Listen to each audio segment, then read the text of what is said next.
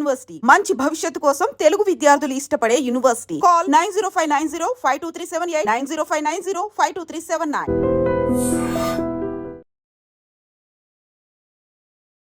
నమస్కారం, welcome to I dream. ధర్మ మార్గం విత్ విజిత కార్యక్రమానికి స్వాగతం.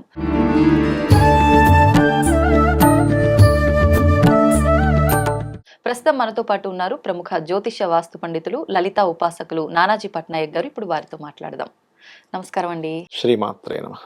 గురుగారు, మామూలుగా మనం కొన్ని వీడియోస్ చూసినప్పుడు, పురాణాలకు సంబంధించి తెలుసుకున్నప్పుడు ఋషులు వీళ్ళంతా కూడా ఏదైనా భంగం కలిగించినా లేకపోతే కోపం తెప్పించేటట్టుగా చేసిన శాపాలు ఇస్తారు అని చెప్పి అంటారు. అదే రకంగా చూసుకుంటే దేవతా శాపాలు కూడా ఉంటాయి అని చెప్పి కూడా అంటుంటారు. నిజంగా మనందరికీ ఒక కన్న తల్లిలాగా తండ్రిలాగా భగవంతుని భావిస్తూ ఉంటాం మనం. ఆయన పిల్లలకు ఆయన నిజంగా శాపం ఇస్తాడా? ఎటువంటి సందర్భాల్లో శాపం ఇస్తాడు? దేవతా శాపం అనేది నిజంగా ఉందా? ఖచ్చితంగా ఉందమ్మా, ఉంది. దీనికి మీరు మురారి మూవీ చూసినట్లయితే అందులో ఆ దేవతా శాపం వల్లే వాళ్ళకి వంశాలు ఇదవుతూ ఉంటాయి. మూవీ అనే కాదు, కామన్గా మీరు ఇప్పుడు అన్నారు ఒక మాట, అదేంటి మనం పిల్లల్లా చూసుకుంటారు కదా అని. 100% అలాగే చూసుకుంటారు. కాకపోతే నేను మీకు చిన్న ఉదాహరణ చెప్తాను. మీరు ఉన్నారమ్మా, మీ ఇంట్లో చిన్న బాబు ఉన్నాడు అనుకోండి, నెలలు 2-3 years ఉండే బాబు మంచం మీద ఒంటెలు పోసినా మీరు పట్టించుకోరు. వాడికి తెలియదు అని ఫీల్ అవుతారు. అదే ఒక 20 ఏళ్ళ కుర్రాడు 20 ఏళ్ళ వాళ్ళు ఏజ్ ఉన్న వాళ్ళు చేస్తే తిడతాం. ఎందుకు తిడతాం? తప్పు కదా, అంత జ్ఞానం లేనప్పుడు. జ్ఞానం ఉండి కూడా నువ్వు తప్పు చేస్తున్నావు.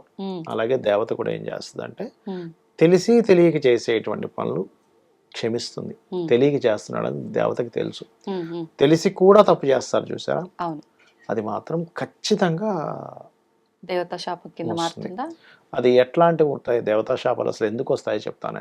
ఒకటి, మనం పూజ చేస్తూ ఇంకొకరి గురించి నెగటివ్గా ఆలోచిస్తే దట్ ఈస్ కంప్లీట్ దేవతా శాపం ఇస్తుంది, గుర్తుపెట్టుకోండి. మనం పూజ రూమ్ లో ఉండి పూజ చేస్తూ ఇంకొక నెగటివ్ ఆలోచించకూడదు. వేరే ఆలోచనలు వేరు, negative thinking is different. Okay, అంటే వేరే వాళ్ళ గురించి ఏదైనా నెగటివ్ గా మనం థింక్ చేయడం ఇస్ ఖచ్చితమైన దేవతా శాపం ఇస్తుంది. ఒకటి. రెండవది, ఆల్రెడీ ఒక మంచి భక్తుడు ఉన్నాడు, ఆయన్ని ఏదైనా మనం ఇబ్బంది పెట్టామంటే దేవతా శాపం వస్తుందమ్మా. ఎట్లా అంటే ఒక బిడ్డలాగా అన్నారు చూసారు ఇందాక, మరి బిడ్డలాగా అన్నప్పుడు ఇంకోళ్ళు వచ్చి ఇది చేస్తే మరి తల్లి కోపం వస్తుంది ఖచ్చితంగా.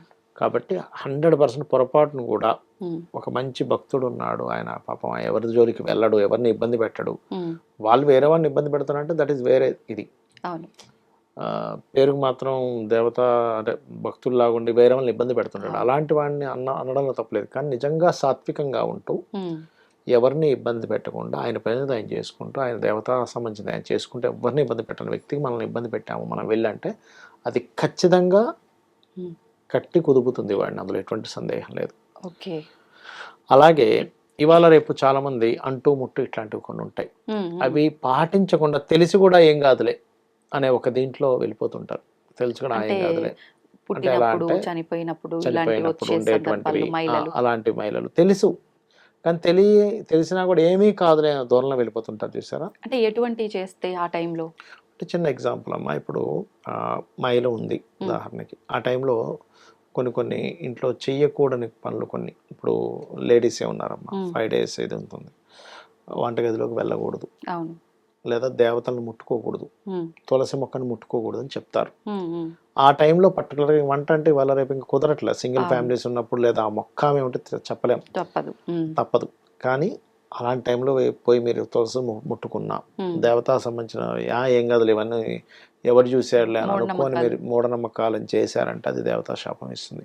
అది వాళ్ళ ఒక్కరితో పోదు. ఇప్పుడు దేవతా శాపం ఎలా ఉంటుందంటే మీ ఒక్కరితో పోదమ్మా, అది వంశాల మీద చూపిస్తూ ఉంటుంది దాని ప్రభావం. తర్వాత వంశము తరతరాలుగా వస్తూ ఉంటుంది. దేవతా శాపం అలా ఉంటుంది. దానికి శాస్త్రంలో చెప్పినటువంటి విధి విధానం ఏమిటి, అసలు జాతచక్రంలో ఎలా చూడాలి దేవతా శాపాన్ని అంటే 9th house పాడవుతుంది దేవతా శాపానికి. ఎప్పుడు కూడా 9th house పాడవడము, గురువు సరైనటువంటి స్థితిలో ఉండడు అలాంటి జాతకాలకి. గురుగ్రహం డెబిలిటేషన్లో అవ్వడము, లేకపోతే గురుగ్రహం యొక్క దృష్టి సరిగ్గా జాతకం మీద లేకపోవడము జరుగుతూ ఉంటాయి. అది డిపెండ్ ఆన్ ఎంత ఉంది అంటే తీవ్రంగా ఉందా లైట్గా ఉందా. కానీ ఎంతటి దేవతా శాపం ఉన్నా లలితా సహస్రనామాల్లో ఒక్క నామం ఖచ్చితంగా మనకు క్లియర్ చేస్తుంది. అదేమిటి అంటే ఓం హరనేత్రాగ్ని సందగ్ధ కామ సంజీవన ఔషధి. ఎలా అంటే ఈ నామానికి ఉన్న అర్థం ఏమిటంటే హరుని యొక్క నేత్రము చేత దగ్ధమైనటువంటి మన్మధుడు గురించి మనం మాట్లాడుతున్నాం ఇక్కడ ఈ నామంలో. హ్మ్. ఈ మన్మధుడు ఏం చేస్తాడంటే హరుడికి బాణం వేస్తాడు. Hmm. ఈయన కూడా ఒక రకమైనటువంటి కామ సంబంధం జరగాలని, ఎవడరా నా మీద బాణం వేసాడు ఆయన్ని మూడో కన్ను తెరిచి భస్మం చేసేస్తాడు. అప్పుడు ఆ మన్మధుడు యొక్క భార్య వచ్చి అమ్మవారిని వేడుకుంటుంది. అమ్మ ఎలాగమ్మా అంటే, సరే ఇప్పుడు వాళ్ళ ఆయన ఇట్లా చేసినప్పుడు ఈమె పుట్టించడం కరెక్ట్ కాదు, ఆయన వ్యతిరేకించినట్టు అవుతుంది కాబట్టి, సృష్టి విరుద్ధం కాబట్టి ఎవ్వరికీ కనబడకుండా నీకు మాత్రమే కనబడేలాగా ఆయనకి శరీరాన్ని ఇస్తుంది మన్మధుడికి.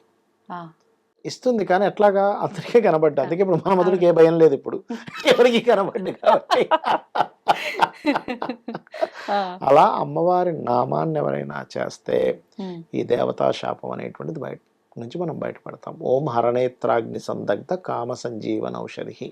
ఎలా చేస్తుండాలి ఈ నామాన్ని? రోజు ఒక 40 మినిట్స్. మనకి ఏం చేసినా కలిసి రావట్లేదు అంటే దాని అర్థం దేవతా శాపమే, గుర్తుపెట్టుకోండి. ఎందుకంటే దేవతా అనుగ్రహం లేదు మీకు ఏది ముందు కదలదు. దేవతా శాపాలు ఉన్నందుకే ఇట్లా జరుగుతూ ఉంటాయి. వాళ్ళు ఎవరు కాపాడలేకపోతుంటారు. ఆఖరికి ఆ జగన్మాత, ఆ శక్తి స్వరూపునైన అమ్మవారే కాపాడాలి. ఇంకా ఆవిడే వాళ్ళకి సరే ఇంత ఇబ్బంది పడుతున్నారు కదా అని చెప్పి చేయాలి. ఇప్పుడు ఒకవేళ మీరు చెప్పినట్టుగా దేవతా శాపం ఉంది, ముందుకు వెళ్ళలేకపోతున్నాము, వంశం వృద్ధి లేదు, ఇలాంటివన్నీ అన్నారు కదా, నిజంగా దేవతా శాపం ఉంది అంటే పర్సనల్ గా ఒక జ్యోతిష్కుడు దగ్గరికి వెళ్ళి చూపిస్తే అర్థమవుతుంది. కానీ అలా కాకుండా ఇంట్లో ఏదైనా ఇబ్బందులు వచ్చి పర్టికులర్ గా దీని వల్లే ఈ ఇబ్బందులు వస్తాయి, మేము దాన్ని గుర్తించగలిగే ఏమైనా ఉన్నాయి అంటే అలాంటివి ఏమైనా ఉంటాయి? మీరు ఎట్లా గుర్తించవచ్చు అంటే అమ్మా, వంశము క్షీణిస్తున్నట్టుగా మీకు అర్థమవుతూ ఉంటది. వంశంలో సరిగా అభివృద్ధులు ఉండవు. ఒకటి అది 2 రకాలు, ఒకటి దేవతా శాపం లేదా పితృ దోషాలు ఉన్నా కూడా జరుగుతుంటుంది అది. రెండవది ఏంటంటే మీరు ఎన్ని పూజలు చేస్తున్నా కలిసి రాదు. అన్ని చేస్తున్నా ఏమిటి మాకు అనుగ్రహం, ఎందుకంటే అక్కడ శాపం ఉంది.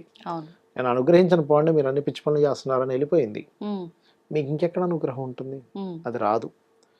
మూడవది ఏంటంటే మీరు ఇంట్లో ఎటువంటి పూజాది కార్యక్రమాలు చేసినా ఒక నెగటివ్ ఒకటి కనబడుతూ ఉంటుంది అక్కడ. అంటే అక్కడ ఏదో తగలబడ్డము, లేదో హారతిస్తుంటే అటువంటికి ఆరిపోవడము, సంథింగ్. మనం ఇప్పుడు హారతిస్తే ఆరిపోతుందంటే మనం ఒకసారి లాజికల్ గా కూడా ఆలోచించాలి. ఒకసారి ఏదో కిటికీ తెరుస్తుంటే గాలి కూడా ఆరుతుంది. అవి కొన్ని లాజిక్స్ అర్థం చేసుకోవాలి. అట్లా తీసుకోకుండా ప్రతిదీ మూఢంగా కూడా వెళ్ళకూడదు. అట్లాంటి మీకు సిమ్టమ్స్ తెలుస్తూ ఉంటాయి, అప్పుడు మనం అర్థం చేసుకోవాలి.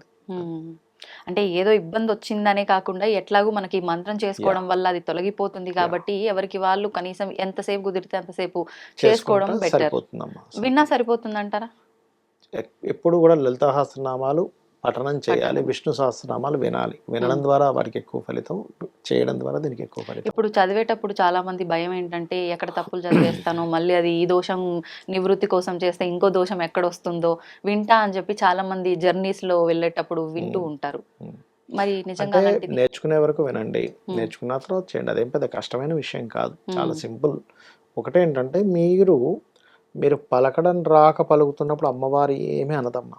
ఒక చంటి పిల్ల ఎలా పిలిచినా అమ్మ పలుకుతుంది. అట్లాగే మీకు పలకడం రాక నేర్చుకునే క్రమంలో అమ్మవారికి తెలుసు, అన్ని తెలుసు ఆవిడికి. సర్వజ్ఞ అంటారు. సర్వజ్ఞ శాంతకరుణ అనేటువంటి నామం ఉంది ఆవిడికి. కాబట్టి సర్వజ్ఞ ఆవిడ అన్ని తెలుసు. ఆవిడకి తెలియదు ఏముంది, మనం పలకలేక పలుకుతున్నామా, వెటకారంగా పలుకుతున్నా ఆవిడకి తెలియదు. కాబట్టి ఆవిడ ఏమనుకోదు. సంతోషం అండి, చాలా చక్కటి విధానాన్ని తెలియజేశారు. ధన్యవాదాలు. శ్రీమాత్రే నమః.